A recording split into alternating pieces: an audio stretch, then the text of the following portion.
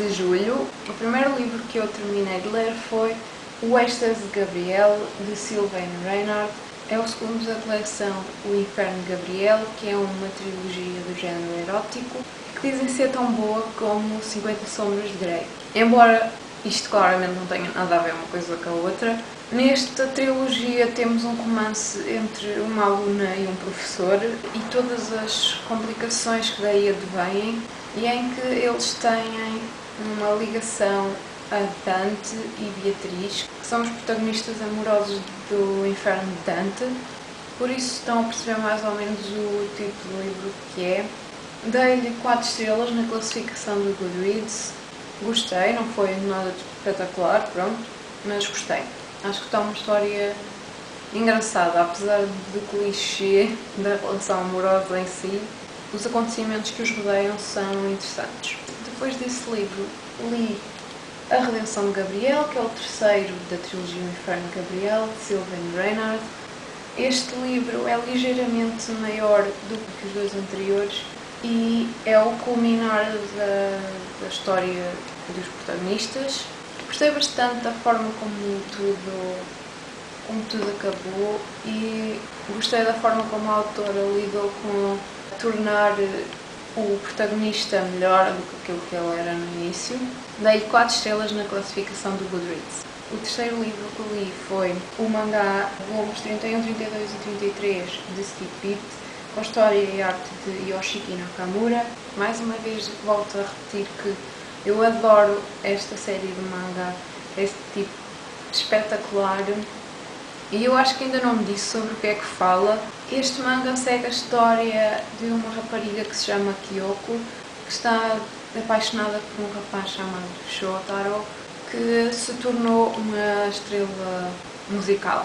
Então ele convidou-a para ir com ele para Tóquio e ela aceitou porque é completamente apaixonada por ele, só que ele só a levou para ela ser empregada dele. Ele não tem qualquer interesse nela. Basicamente houve uma conversa dele com a agente em que ele diz que só a levou para ser uma empregada e para lhe pagar as contas e para ele não ter que se preocupar com mais nada. Então quando ela ouve essa conversa, ela fica super chateada e decide vingar-se dele. Mas ele diz-lhe que ela nunca lhe vai conseguir fazer mal porque ele é uma estrela. Então ela decide tornar-se também uma estrela para se vingar dele. O manga acaba por seguir o percurso dela para se tornar uma estrela e ela apaixonar-se cada vez mais por representar e por ser atriz. Dei-lhe 5 estrelas na classificação do Goodreads, o que não é surpresa nenhuma, não é? Depois disso li 10 volumes do manga chamado Stroke Edge, que é da mesma autora do manga e um anime que eu gosto muito, que é Ao Arrowhide. Li os 10 volumes todos seguidos online. Vou pôr aqui assim algumas imagens a passar.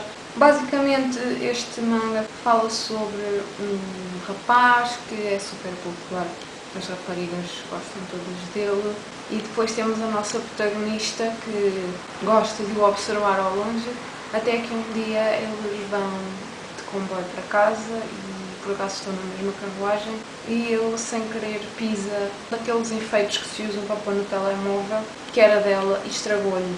Então ele acaba por se sentir culpado e vai-lhe oferecer ele próprio, e entretanto ela acaba por descobrir que ele afinal tem uma namorada e ela acaba por se apaixonar por ele. Pronto, estão a ver o tipo de história, mas é muito giro. Dei-lhes classificação entre 4 e 5 estrelas. Não gostei tanto como de Ao Arrowhide, mas gostei bastante. Depois li 3 volumes de We Were There, também conhecido como Bokura Gaita.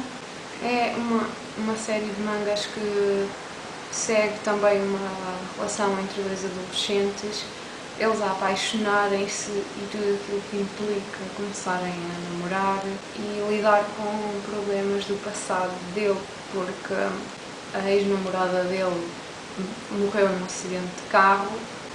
É muito à base de emoções e é uma série meio romântica, dramática, então eu gosto bastante. Estes 3 volumes dei 4 estrelas ao primeiro e ao segundo, e ao terceiro dei 5 estrelas na classificação do Goodreads. No mês de agosto, o primeiro livro que li foi Entrega-te ao Amor, de J.C. Reid. Mais uma vez é um livro de um romance erótico, mas este é bem curtinho e lê-se facilmente. Basicamente isto é a história de uma rapariga chamada Brooke que trabalha numa agência imobiliária e tudo que ela quer é subir na carreira. Ela vive com a melhor amiga num apartamento e um dia ela chega à casa e a melhor amiga está muito abatida porque dormiu com o patrão e o patrão despediu. Então, para animar a amiga, ela aceita sair à noite com ela e vão sair e vão para um bar e quando ela acorda no dia seguinte está um homem na sua cama, de quem ela não se lembra basicamente nada, sem ser assim flashes de olhos e de mãos e coisas assim.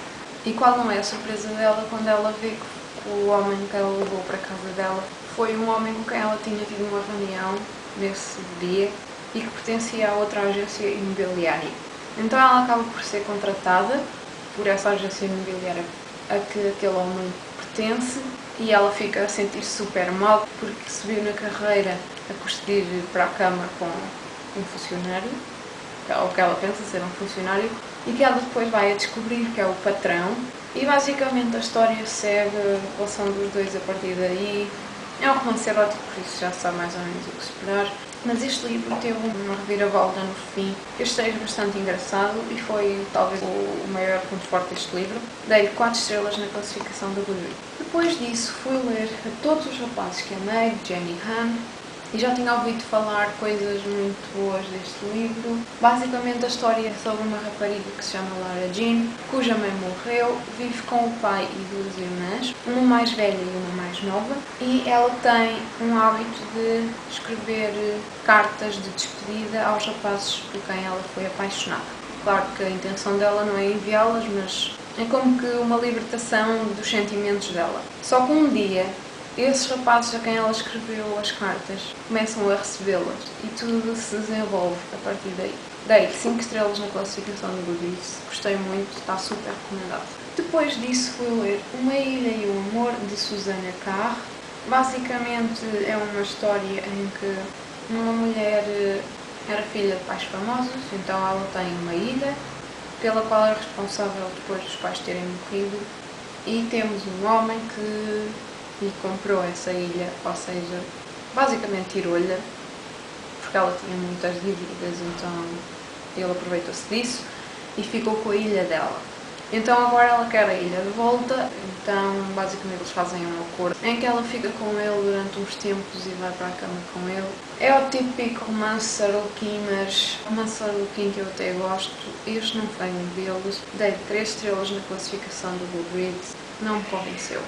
Depois disso fui ler o segundo da coleção do Autores Rapazes que Amei, que se chama PS I Still Love You, de Jenny Hanley, o e-book. Dei-lhe 4 estrelas na classificação do Goodreads. Não vou dizer nada sobre a história porque seria um spoiler para o livro anterior. Depois li Uma Rapariga dos Anos 20, Sophie Kinsella. Foi o meu primeiro livro da autora. Ele é bastante grosso e basicamente segue a história de uma mulher chamada Lara que está cheia de problemas no emprego e tem uma espécie de uma obsessão pelo ex-namorado. E um dia a tia-avó morre e ela vai ao funeral, só que no funeral ela começa a ver o fantasma da tia-avó, mas com o aspecto de uma rapariga nova, sempre com aquelas roupas típicas dos anos 20, e basicamente depois a tia-avó dela anda sempre atrás dela e a causar uma enorme confusão, mas ao mesmo tempo a ajudá-la a ser uma pessoa melhor. Toda a gente diz que esta autora é tipo super hilariante e não sei o quê, mas eu não achei este livro assim tão engraçado. Tem uma cena ou outra que são engraçadas, mas no geral acaba por não ter assim muitas cenas engraçadas. Talvez não tenha sido um dos livros ideais para começar a ler a autora, mas de qualquer forma gostei, apesar de não ter sido nada de extraordinário. Dei-lhe 4 estrelas na classificação do Goodreads.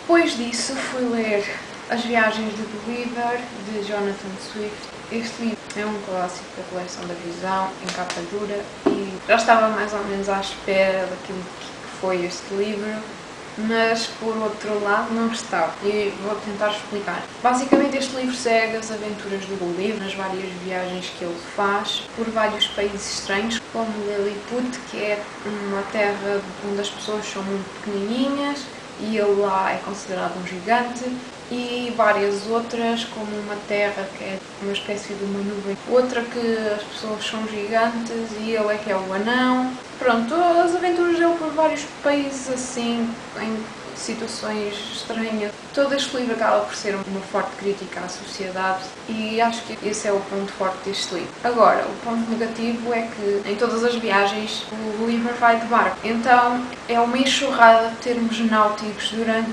páginas e páginas e páginas a fio. Eu não me interesso minimamente por náutica, apesar de gostar de algumas coisas, assim, em profundidade como aparece aqui, não me interessa lá muito, e então acabei por achar enfadonho e dei-lhe 3 estrelas na classificação do Goodreads. Depois disso fui ler mais uns volumes de We Were There, ou Loucura Gaita.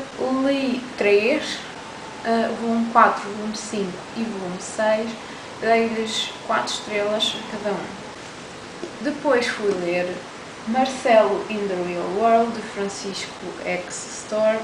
Este livro significa muito para mim porque o autor enviou-me uma forma de me dizer: espero que gostes do meu livro tanto como eu gostei de ler as tuas histórias, e isso significou mesmo muito para mim porque eu adoro escrever, mas sei que tenho imenso para melhorar, mas é ótimo saber que alguém gosta daquilo que eu escrevo.